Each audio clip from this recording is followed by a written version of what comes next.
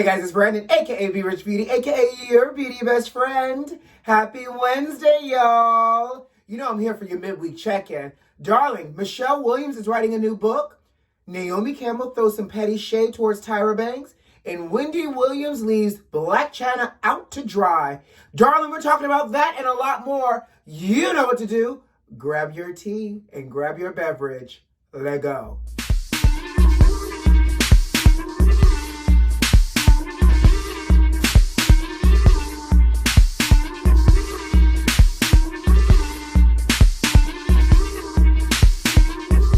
Baby, apparently this pandemic got folks feeling their rider tees, honey. Michelle Williams is the latest celebrity to announce she's writing a book. I don't know how much more free time I got, honey. I got books lined up, ready to be read. I just bought a new book called Caste, which talks about the caste systems around the world. I got to do that for, my edification of being a black man, honey, try to expand these horizons. Not to mention, now I got to buy The Promised Land, Barack Obama's new memoir, because it's now officially on sale. And now Michelle Williams is releasing a book. And you know I am a huge Destiny's Child fan. And because it's Michelle Williams, I feel like I need to know what she's talking about. But apparently she's focusing on her depression that she struggled with all her life. So the book is called Checking In. So it's definitely a forthcoming memoir. And she discusses how she struggled with depression since she was a teenager, obviously through her adult life. So much so, do y'all remember that at one point she had to put her career on pause in order to really get herself together? So I wonder if she's gonna also talk about how this played a role within DC3. Because now it makes sense, y'all. If y'all look at all these DC3 covers, Michelle looks depressed on all of them. And we would have thought that it might have been Matthew or Beyonce or Kelly giving her all types of ish for missing, dance moves and falling down while they were performing. Who knows? They probably did as well. But, depression is real. So, at the end of the day, I'm sure this played some form of role as she was ascending to her fame in DC3. Because can you imagine all that notoriety, that exposure, that pressure to be fabulous, that pressure that you're being compared to Beyonce and you're considered to be the runt in the group, not to mention you're already struggling with the battle of depression and anxiety. Ooh, Chile. I'm already exhausted reading this book and feel like I might need to go see a therapist after I read it. But I still want to know all the juiciness. So Michelle, don't let us down, sis. We need all the DC3 drama, and we want to know about your life too, okay? Did y'all hear? Because y'all know I believe in talking about all the news, honey. The FAA, the Federal Aviation Administration, has released an order paving way for the Boeing 737 aircraft to soon be flying again. Now, here's the thing. I don't know about y'all, but I forgot that freaking plane was out of commission. Like, that plane has been out of commission since, I think, March of 2019. Because if y'all recall correctly, that aircraft, specifically the 737, had two major crashes that killed over 364 people. So, rightly so, that plane got put out of commission while everybody and their mama was trying to do investigations and try to figure out what was causing this plane to crash, honey. Now, the FAA is saying that they are beginning the process of allowing airlines to start flying that model again. I feel some kind of way.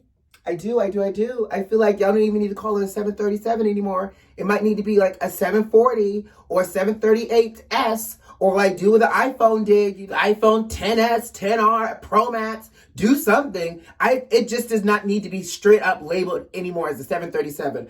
I need to know that there has been some kind of improvement on this existing model, and I need to know by some form of notation that I'm now flying on a new, repaired, upgraded version of this, and not the version that's been sitting out for 20 months trying to figure out what was wrong with it. So apparently Apparently, do y'all know what was wrong with this plane, why this plane was crashing? Apparently, it was a safety mechanism that prevented the plane from choking if it started climbing too fast. Now, because of that, what was happening was it was malfunctioning and caused the nose of the plane to dive down, which inadvertently led to crashing. So they're saying that for the planes to be flown again, but obviously they have to fix the issue. I guess Boeing has now come up with a fix for this. Again, I need a whole new aircraft, okay?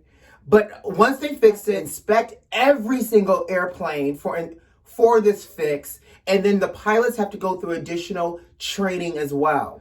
Now here's the T in the get you gotcha. The get you gotcha is the FAA says that this can take weeks into months before all of this can be done and before these planes will start flying again on different airlines. So for example, Southwest said it wasn't going to be flying for them for a hot second. But you know what? Ghetto Airlines said, we got y'all. We about to dust off this 737.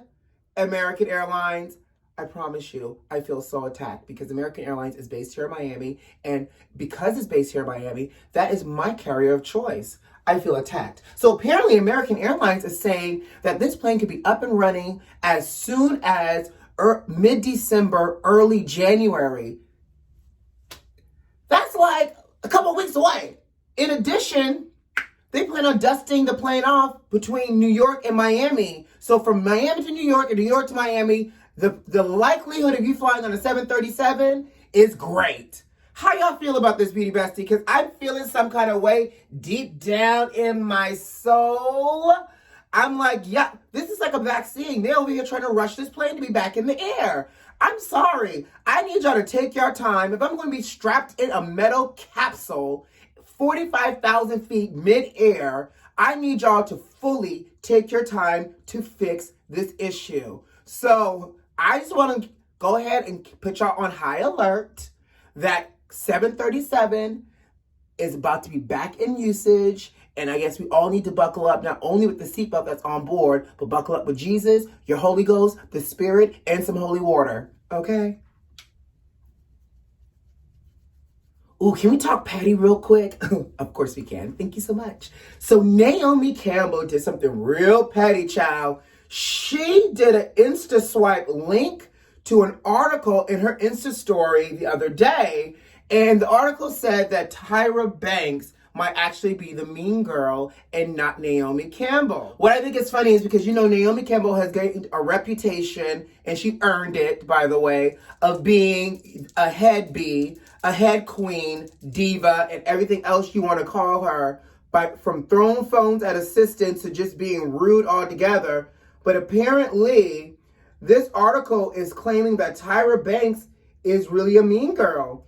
And they're comparing it to, based off of when TYRA had America's Next Top Model, and how back in the day, you know, TYRA used to make the girls change their looks, filling gaps in their teeth, cut their hair, all types of things, child. And they're saying that that's such a mean girl action in comparison to when Naomi Campbell, I guess, was a mentor on a show called The Face.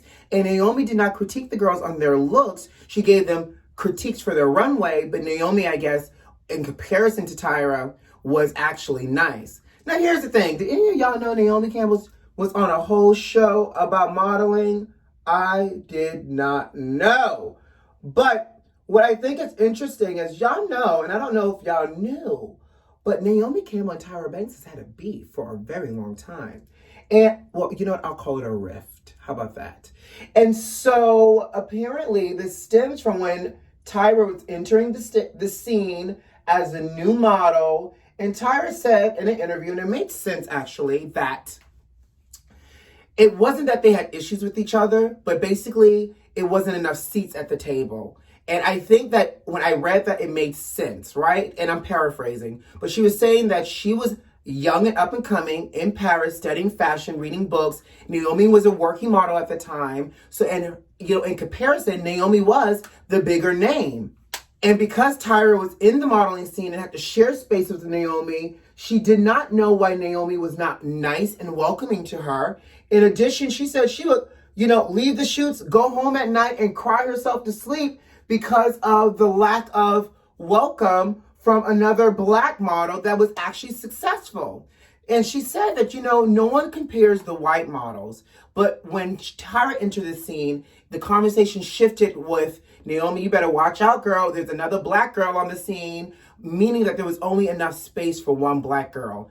Obviously, that makes sense, right? That makes sense that it will cause a rift or tension between two successful black models trying to share a space when obviously at the time, the industry only made it feel like there was only enough room for one queen. Now, here's the thing, though. It still does not mean, Naomi, that you ain't rude either. We all know, girl, you're rude and disrespectful, too. But I always love to see when celebrities start to throw shade at each other. And so, yes, honey, Miss Naomi threw a little shade at Miss Tyra. I think it's also really important to mention, though, that Tyra has acknowledged that the standards that she, imposed on the girls when she was on air with America's Next Top Model is completely different than the standards that are acceptable now in terms of beauty. And she was only thinking about it through the lens of wanting her girls to work in an industry that was super judgmental. So obviously, times change. Tyra's apologized for this over and over again. But again, shade, Naomi, Tyra, go. On to the next. BLAC CHYNA and Wendy Williams. Wendy. Let me tell you something about Miss Wendy, honey. She did her job. And allegedly she did it sober the other day, and she was talking about she brought up BLAC CHYNA as she was talking to another guest, and she mentioned that BLAC CHYNA, she goes, the BLAC CHYNA and I are friends, we talk, we text, and she was texting me not too long ago, and in her text, she asked me to help her find a place to live. Going on further by saying that CHYNA said that she needed help finding a condo to live because she was homeless and had no place to go. Wendy said that she did not respond to that text message because she didn't want to be involved.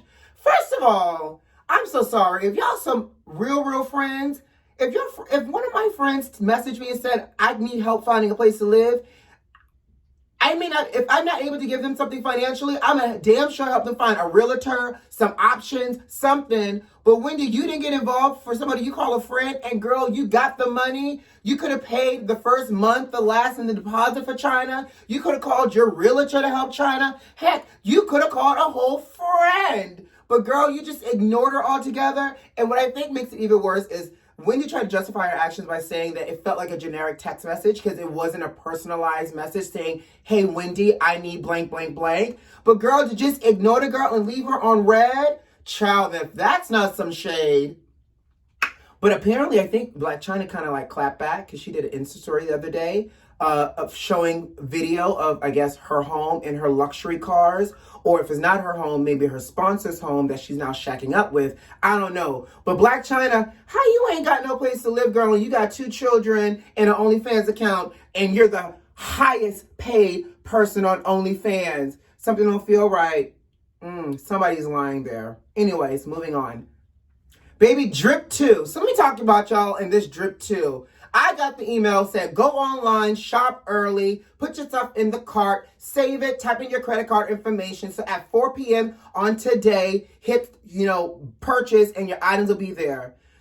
Tell me why I'm getting mature. I put my items in the cart, got distracted, forgot to fill out my information, and when I went back last night, because my cousin said, Ninja, things are sold out.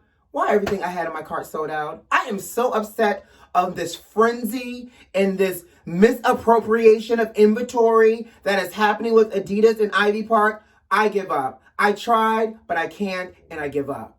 Before I get out of here, guess who was named the sexiest man alive?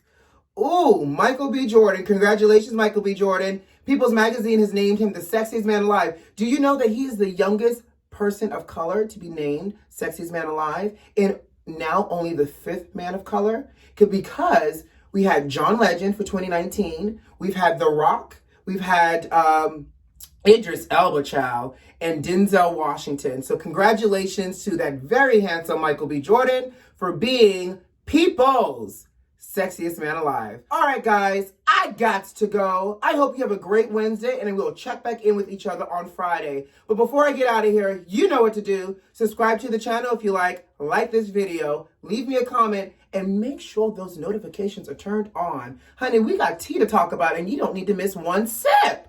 Anyways, who loves you? I do. See you Friday. Bye.